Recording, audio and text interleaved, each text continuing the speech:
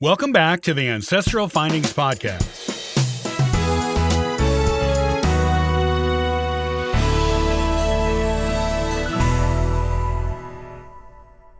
If you are conducting research on your Irish ancestors in the 19th century, you will find an invaluable research resource in Griffith's Valuation of Ireland. Often, the Valuation is the only place you will find any mention of your 19th century Irish ancestors in Ireland at all. If you locate them on the Valuation, it will provide a valuable jumping-off point for searching other record collections, such as local parish registers and census records. Because it tells you where your ancestor lived, it is of exceptional value, since much of Irish genealogy research depends on knowing the exact county, town, and township, and sometimes even down to the individual parish, where your ancestor lived. Location is crucial for getting anything out of importance out of other, older record sources in Ireland. Griffith's Valuation is your best friend in making location discoveries and revelations on your Irish ancestors. What is Griffith's Valuation of Ireland? Richard John Griffith was commissioned by the British government in 1825 to take a survey of land boundaries in Ireland. The survey was supposed to include every county, civil parish, barony, and townland boundary in the country. These boundaries and their locations would be used in preparation for an ordnance survey to be done later. Griffith completed the initial land boundary survey in 1844. In conjunction with the land survey he was doing, Griffith also assisted Parliament in drafting a bill for a more extensive survey of Ireland that included enumerating landowners and tenants on the land of the landowners.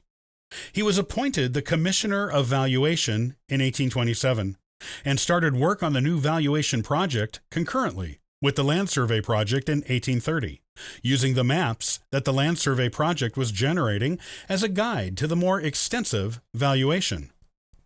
Griffith continued to work on the valuation until 1868, at which point Sir John Ball Green took over the project. Revisions of the valuation were done annually for a time, even after the project was officially completed in 1865. Griffith did all of the valuation work, with Ball doing the annual revision work for the next few decades. What information will you find in the valuation? While not a census, Griffith's Valuation of Ireland is very close to one and provides information about people living there during years when censuses were not done. There are two parts to the valuation. The first part merely values each townland in Ireland. The second part is of much more interest to genealogists. In fact, it is the only part that is of real use to genealogists. The second part took the value of individual parcels of property throughout the nation. It also includes a valuation of all of the buildings on each parcel of land. Only the houses of the gentry have been included on the first part of the valuation. The second part included everyone, even the peasant farmers. The value of the land and the buildings was done to determine who had a responsibility to pay the poor rate, which was a tax in Ireland for the support of the poor. Each poor rate was determined within individual poor law unions, areas of land that were responsible for the poor within their borders. Because this second valuation included every piece of property and building, even those that were rented, it provides excellent genealogical information.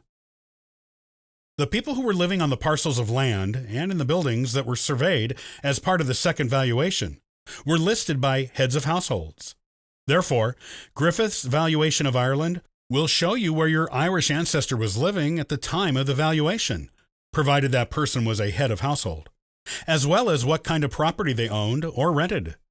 This gives you the all-important location of an Irish ancestor, and also tells you a little bit about how they lived, based on the amount and type of land they owned or rented, and the number and types of buildings they owned or rented. It took a while for Griffith to finish his valuation of Ireland. Though he began the project in 1830, the first county valuation, that of County Dublin, was not published until May 5, 1853. The last one, that of County Armagh, was not published until June 1, 1865. Revisions on these publications continued annually for some time afterward to make sure they were always up to date and correct.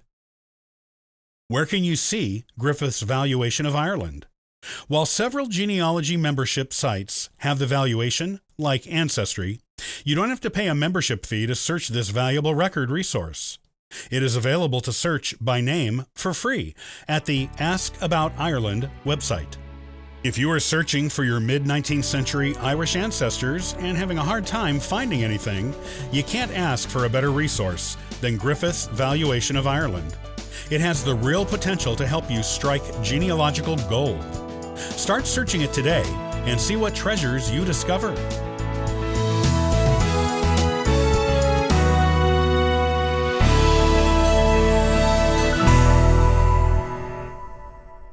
Thanks for listening to the Ancestral Findings podcast. It's greatly appreciated. Be sure to visit ancestralfindings.com to download a free genealogy ebook and sign up for the weekly historical postcard giveaway. I hope you have a wonderful day and happy searching!